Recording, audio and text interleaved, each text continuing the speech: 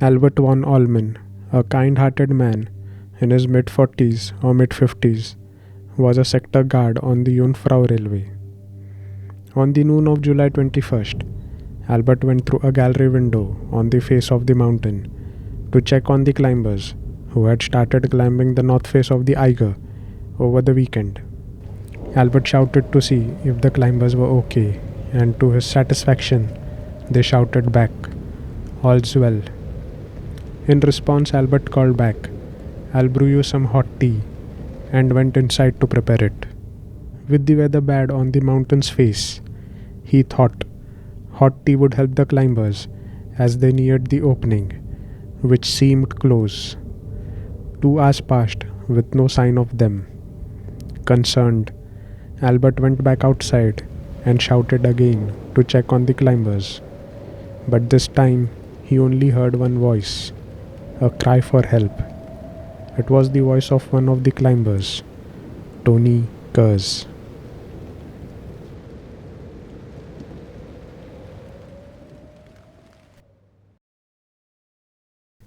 On July 6th, 1936, two Austrian climbers, Willy Angerer and Edi Rainer, were ascending the north face of the Eiger. They had discovered a new route, different from the one taken by the two mountaineers, Sedlmayr and Mehringer, who had attempted the north face the previous year but were never found. Angerer and Rainer succeeded in opening a new path up to the lower part of the face, just below Rote Flue. By July 7th, they descended and waited for the weather to improve.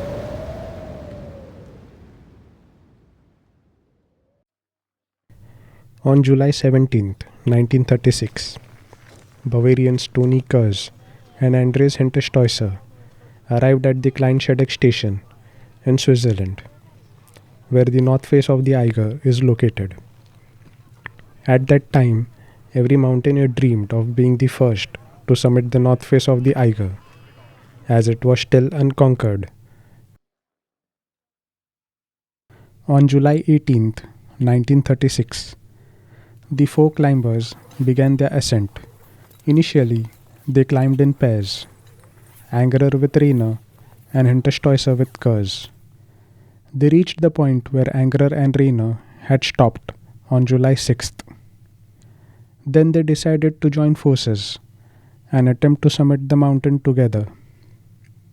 Each climber brought their own expertise. Hinterstoisser was an exceptional rock climber. Toni Kurz was an experienced guide who had rescued others. And both Angerer and Rainer were skilled at finding routes on vertical cliffs. They had already discovered a new route on the north face of the Eiger. It was supposed to be a very strong team. To reach the first ice field, they had to cross a section of the mountain with a smooth surface. As an expert rock climber, Hinterstoisser decided to pass the smooth surface all by himself. He used a diagonal lift technique, hooking himself to a piton positioned above the other climbers. This was done to place his weight on the piton rather than on the other climbers. He did all of this without knowing what was on the other side. Once he reached the other side, he inserted another piton and created a path for the other climbers. Hinterstoisser was the only one who had managed to pass this section on his own till now. Today, this section is known as the Hinterstoisser Traverse. After they all traversed to the other side, they retrieved the traversing rope. The reason for this decision remains unclear. It is believed they did not have enough rope with them and didn't consider that they might need to retreat. To reach the second ice field, they had to first climb the ice hose. This is where everything went wrong.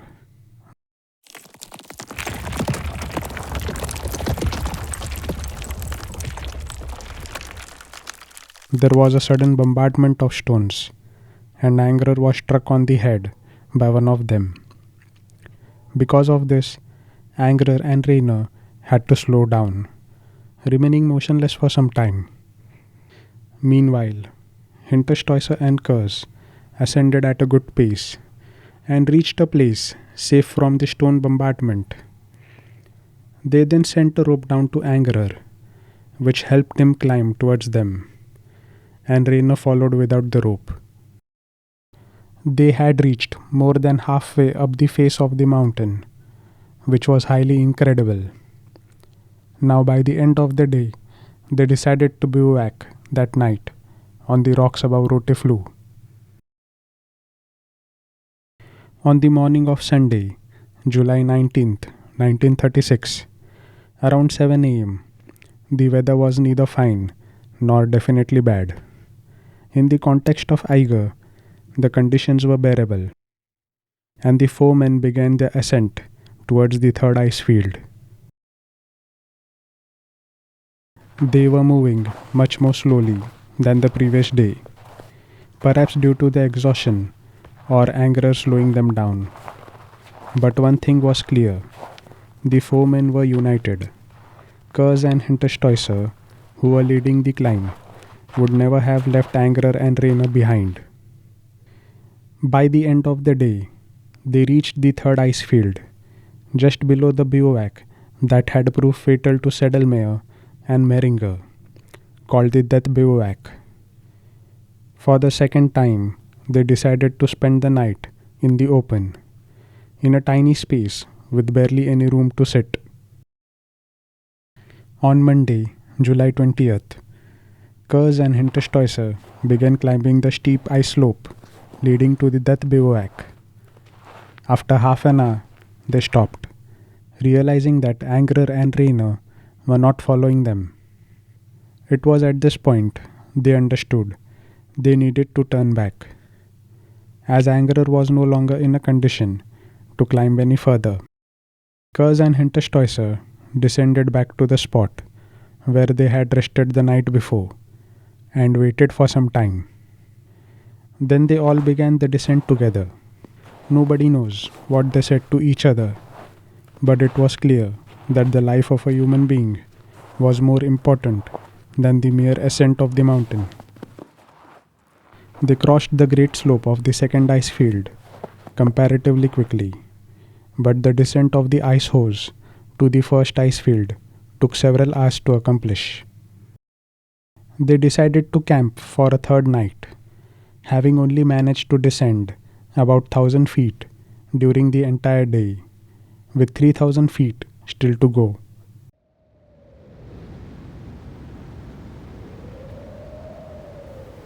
July 21st brought worsening weather, howling winds, sharper falling stones, and avalanches of powder snow. They somehow managed to descend back to the Hinterstoisser traverse at a good pace, but to their knowledge, they realized they had removed the rope from the traverse. Now, without the rope, they were helpless. Water which had been pouring down on the rocks now had hardened into ice. Even Andreas Hinterstoisser, the best rock climber among them, would not be able to traverse to the other side without a rope. Still, Hinterstoisser decided to make a dangerous attempt to cross, which exhausted and frustrated him, and the group lost precious hours of the entire morning. This led them to a desperate decision to climb straight down the vertical rock face, which at some point bulged out beyond the vertical. A year before, it had taken Sedlmayr and Mehringer an entire day to climb that route, and that too in fine weather on dry rock. Now the weather was far worse, but it was their only chance. As they began preparing the ropes for the descent, they heard a voice shouting from below. It was Albert von Allmen, asking if they were okay and needed any help. The four climbers shouted back, "All's well." But what made them say this? Why didn't they ask for help? Did Albert's voice give them assurance that they were near safety? In response, Albert said he was going to brew some hot tea for them and went back inside. But things were about to change. Hinterstoisser was off the rope, trying to find a safe place to secure the piton for their descent, when an avalanche of powder snow sent all of them plummeting downward. As Hinterstoisser was off the rope, he fell 2,000 feet and was later found at the foot of the north face. Rainer was pulled up against the piton by the weight of Kurz and Angerer. The rope around his waist was slowly asphyxiating him. It is unclear what happened to Angerer, but tatters of bandage were found on his skull when his body was recovered, indicating that he was the injured climber of the group. The only survivor was Toni Kurz, who was left dangling between Rainer above and Angerer below. In a hurry, thinking the climbers would reach the entrance in a minute or two, Albert started preparing the tea. There was no better drink than hot tea for these exhausted men. But minutes turned into hours, and still there was no sign of them. Albert wondered, could they have climbed down the entrance of the gallery? Or could they have missed the ledge that runs across to the window?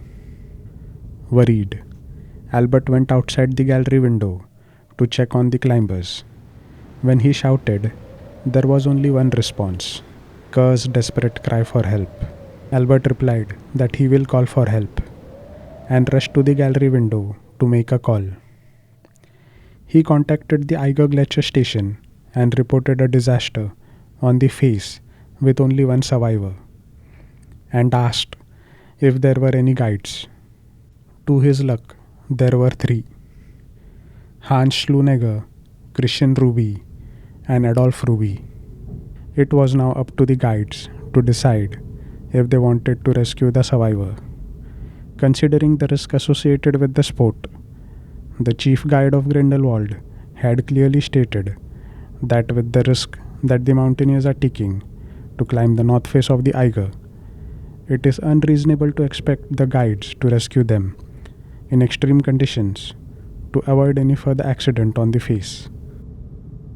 But the guides did not let any instructions interfere with their duty. The only job they were trained for was to rescue people.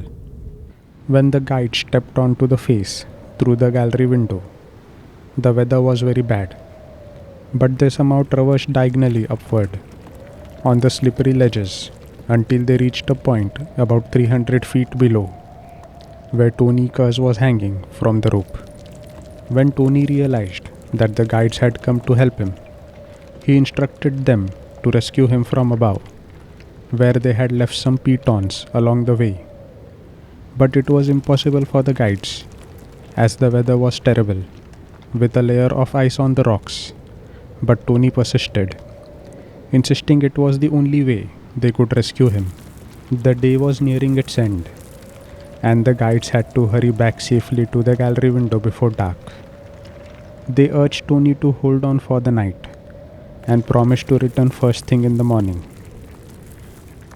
It is unimaginable how one could survive a night in such conditions.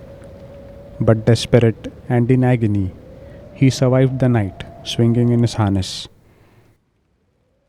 The next morning, the weather was normal. The fourth guide, Arnold Glathard, also joined the rescue operation. They started ascending, but could only reach 130 feet below Toni.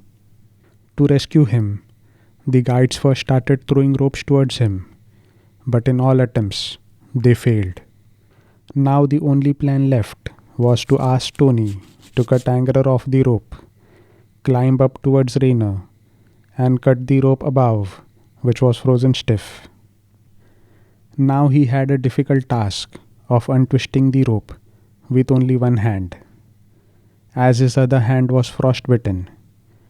It is unclear when he had lost his glove, either during the fall or the night he spent alone trying to survive. For 5 hours he tirelessly worked with one hand and his teeth to untwist the rope. When the rope was finally untwisted, he was not done there. He still had to join the individual strands together to make a longer rope. This rope was then sent down to collect pitons, snaplings, a hammer, and a long rope from the guides. As Toni was pulling the rope up, the guides realized that it was not long enough, so they tied a second rope to it.